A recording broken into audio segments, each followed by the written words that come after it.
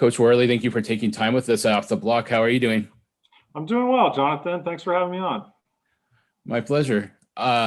We'll get into the season and the off season, but to me, I want to go back to when you were a player. I'm really becoming a fan of the Division III game. You were the Division III Player of the Year in 2007. So, and there has been huge growth in that in Division III. They have their own tournament now because of the growth. So, what would you say is the biggest reason for that growth? I'd say just the exposure. I mean, the stuff that's on television these days that really highlights, high level men's volleyball, whether it's on the beach or on the hardwood, whatever it may be. It seems like kids are getting more and more interested to see the athleticism that it takes to, to compete at a high level in men's volleyball. With that being said, 15 years ago when I was a player, a senior in high school, there wasn't that exposure. So just the ability to see it, I think, is kind of intriguing. And in Arizona too, as we grow, not super quick with our youth side of boys volleyball, when the kids are exposed, when they step on campus, maybe attend a camp or even participate in a club tryout, whatever it may be, they just fall in love with it more often than not. So it's just a matter of getting them exposed, getting these youth exposed, and then obviously the opportunities at the Division III level are just growing with them. What I realize that I'm talking to a Division I coach, and but that being said, there's very limited amount of scholarships to be given out in between Division I and Division II schools. So, what would you say to a player that is considering going to a Division III school or just giving up playing volleyball and going to a school that doesn't sponsor volleyball? Yeah, it's and these are all recruiting conversations that we have with athletes. I mean, I never want an athlete to forego an opportunity to play. If they can financially make do with it, and I think that can sometimes be the biggest strain, especially at Division III programs, because there is no athletic aid. If they have an opportunity to play, I think it's worth a shot. I think it's worth a year. Getting yourself, acclimated to the college environment and being a part of that gym is pretty special, and it's an opportunity that you will never get back if you don't take it right away. So just to really preach to these kids, if you have an opportunity to play, go see what it's all about. Let's talk about the pandemic. It's been a crazy year. I, yeah, so I'm curious has your message been to your student athletes? Has it changed from what the message was before the pandemic happened? Not so much. I mean, obviously, there's been some very serious mental strains that have come along with it. We've had some training through the fall. We had a good 6 weeks of a progression back in the gym, and on week 7, Monday of week 7, we had a couple positive tests, which then you do the tracing. So we had a couple guys that tested positive, and then another handful of guys that obviously had to enter that 14-day quarantine as well because of that direct exposure.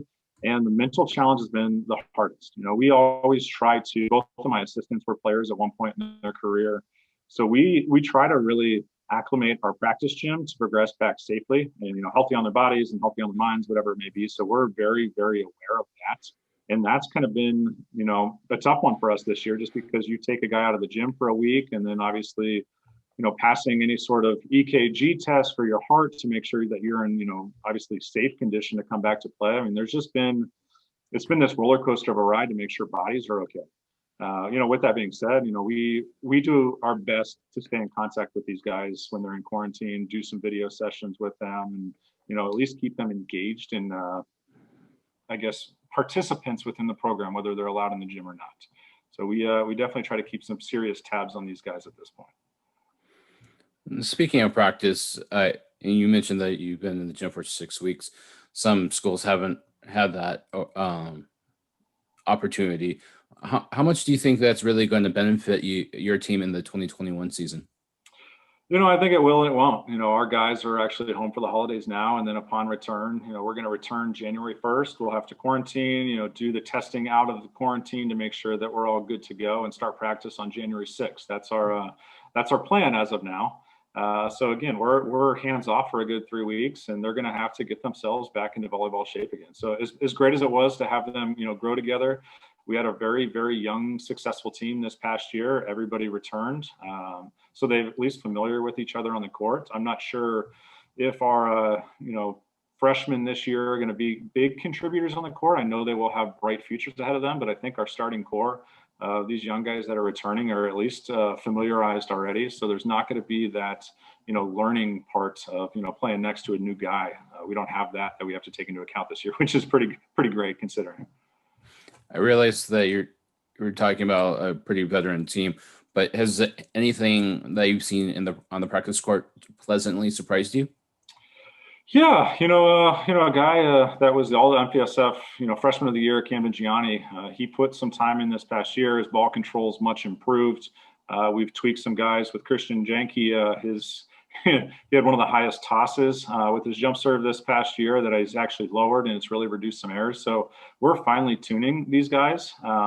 But just their maturity, even talking to them on the phone or having Zooms with them, they just seem more mature. 1 year of dealing with COVID has just exponentially made these guys mature. It's forced them to grow into men faster than they may have been forced to previously. So it's nice to have those mature conversations with, 20 and 21-year-olds as opposed to, that 18-year-old that we've dealt with in years past that has been given everything and, they're pampered. These kids have not been pampered by any means.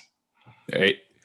I'm going to press you a little bit on Camden Gianni. So this is his third year on campus, or his third fall on the practice court. So, and of course he's had that experience in earlier this year playing volleyball after sitting out the 2019 season. What is the biggest thing that you've seen in his improvement of his game?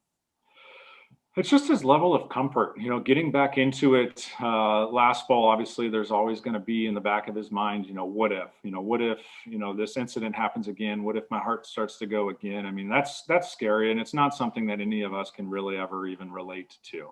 And he's had a couple, elevated heart rates in our practice gym, and he definitely steps away and he learns kind of not to push it. And we don't want him to push it. That's definitely not a risk that we want to take. But his level of maturity and his leadership has really stepped up. But just his level of comfort on the court. I mean, you can imagine, again, being scared to dive on your chest. That's no longer a fear of his. So just his freedom on the court has really improved and just brought his game to an even higher level. You're talking about support staff, so I'll ask the question about the support that the GCU men's volleyball program gets from the administration and from fans. It seems like it's at a very high clip. Can you speak to that?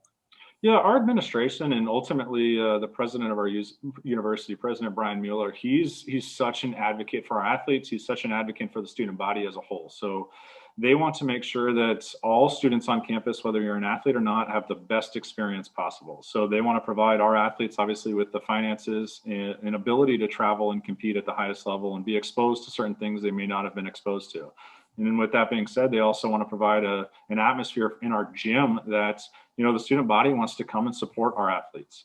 And we do our best to incorporate ourselves as athletes also into the student body. So we're there supporting other teams when we have the ability to.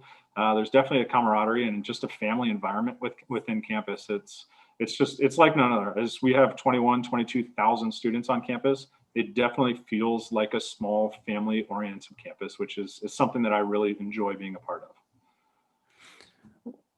You're talking about the gym, so let's get a little bit into the nuts and bolts of your schedule. So last year, before the season was canceled, you were, I believe, planning to play 6 of your 7 home matches in the GCU Arena, the big arena, as opposed to the more intimate and I would say more intimidating Antelope Gym. First off, let's start with that. Why did you make that decision to move the gyms the matches to GCU Arena? Yeah, that one's actually a little bit over my head. That was coming straight down from the top. That's Mm, not only were we starting to outgrow Antelope Gym, averaging about 1,000 to 1,100 fans per match, but we also have a full band.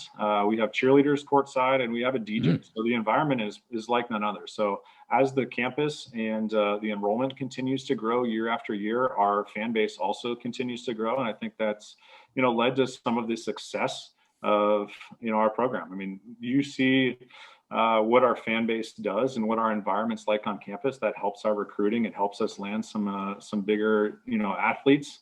So it all kind of has this little domino effect. So I didn't choose to move into the arena. It was kind of forced upon us, but also because of the success of the program and the bigger fan base, we were kind of forced into it as well. And they do a good job of making sure those matches are our conference matches. When we have Stanford and UCLA and all those big names, on our schedule, we want to make sure that we provide the best environment and make sure that those athletes are treated to the top, tier one as they should be when they step foot on our campus. We want to make sure we treat them as best as possible. And sometimes Antelope Gym can't do that, but GCU Arena sure can. be honest with us. Is it less intimidating, do you think, for your opponents to play in a bigger arena than Antelope Gym? I think some programs are definitely more acclimated to big arenas. Concordia's gym is very similar to Antelope Gym. It's a little bit tighter, probably seats a similar number. So obviously, getting them into the arena sometimes might be a disadvantage for them. But you get teams like USC in the arena; they're much more accustomed with the Galen Center. So I prefer Antelope Gym just because I think that environment is very special. I think it's great for the sport, but also the glitz and glamour of GCU Arena does provide something different, which is also positive for the sport. So I don't know really where the advantage is, but we struggle to have practices in there and train in the arena. So sometimes it is an away match for us. So we do our best to sneak in there when we can when basketball isn't around. Okay. Um, uh, we've seen some bits and pieces of the schedule um, on other websites, but I'm not sure what you can actually tell us concretely or publicly. But is there any details that you can give us about the 2021 schedule? Yeah, we constantly talk and we constantly want to make sure that we're provided, the best, safest environment for our athletes. And it seems to be that the MPSF is going to go to a conference only schedule. It has not been set in stone yet, but we just believe that that's going to give us the best way to make sure we get our conference matches in without jeopardizing, those weekends, but also making sure the athletes stay safe. So it's definitely leaning that way. The name of the game is safety and flexibility, right? Safety and flexibility for sure. Sounds good. I know that the Big West is leaning towards that, so that makes sense. Um, you mentioned that the I believe none of the seniors that had the option to come back did not took advantage of the extra year of eligibility. Um, do you think that will benefit your team down the road, though, for those like Camden Gianni that can, I guess now he could be if he really wanted to be a 6-year senior, and he has the opportunity this year to be a 2-time freshman All-American. Yeah, the two, so we had, I guess, two guys last year that were in their fourth year eligibility. Jack Burton, who came off the bench, was a role player for us, a good serving spec.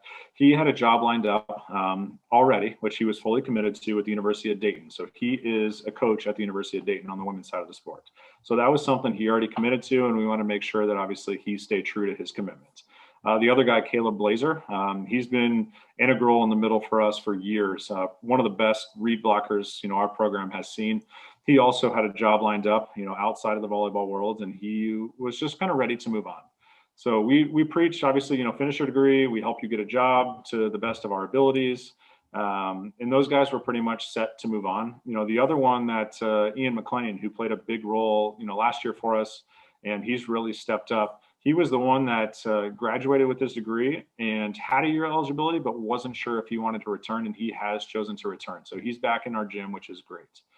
Leading to our younger guys, and all of them except all of the starters except for Hugo Fisher lefty opposite from Belgium. He is the only one that has chosen not to take the waiver year. So Christian Janke, a sophomore who is an all MPSF guy, Cole Udall, a libero, our other libero, Avery Enriquez, that we do some offense defense stuff with. He's deciding to take his year. We have all of those guys returning for years ahead. So I think it might hurt us a little bit this year with some of the seniors sticking around at other programs, but I think moving forward, it's only going to play into an advantage for us. Does Ian still have his nice mustache? It comes and goes. It definitely comes and goes. When he has it, I tell him that he just better back it up on the court with some good play. Nice. I like it.